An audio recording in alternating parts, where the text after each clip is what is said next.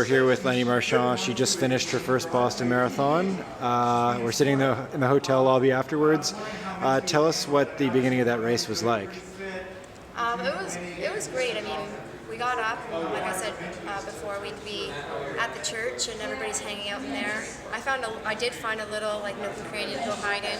Unfortunately, a lot of people had found it too. So, but it was great. I was hanging out in the room with Sharon Cherup and chit-chatting. She asked me at one point if I was nervous, and I joked around with her as much as I could and told her I'm lining up with you, Sharon. Of course I'm nervous, and she just found that hysterically funny, I guess.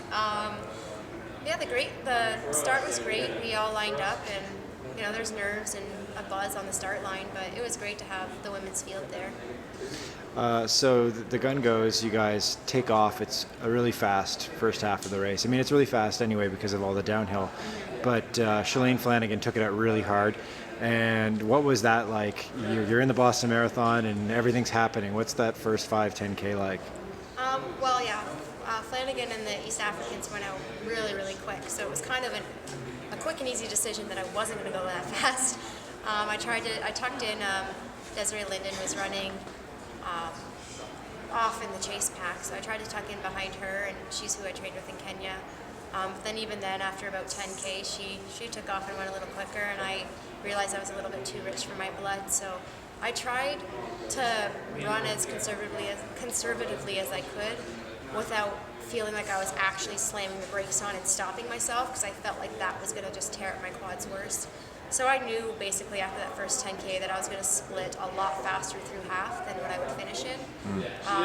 I think looking at the splits, I split through 112 mid, and in Toronto I split through 113 even or low. So considering the drastic downhill of that first half, I don't feel like I went out too crazy, and then I knew those hills were coming, so I tried to run it as conservative as I could off the start anyways.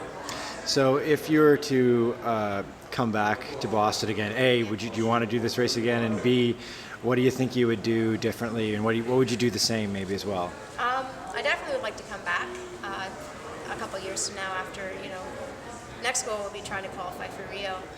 That's a big one I'm focusing on, but excuse me.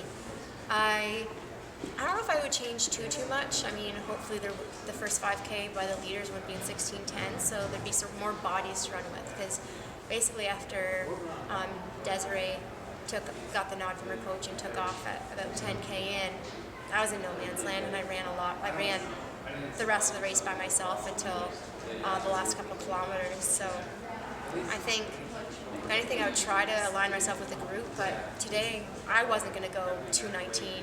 And I think Des was dipped under 2:24 for 10th.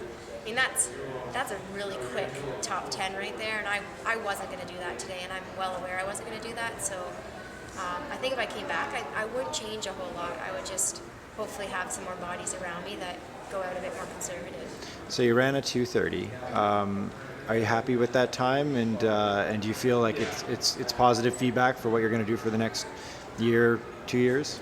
Yeah, I am happy with that time. I mean, of course, running a PB would have been great, but part of the reason why I chose Boston was that my time here doesn't really matter. I felt like after Toronto, if I went and did a proper course, a certified record-eligible course, everybody would be looking at me to run 2:26, 2:25, 2:24. And I wanted to do one that was fun and do one that didn't have the same pressure on the time.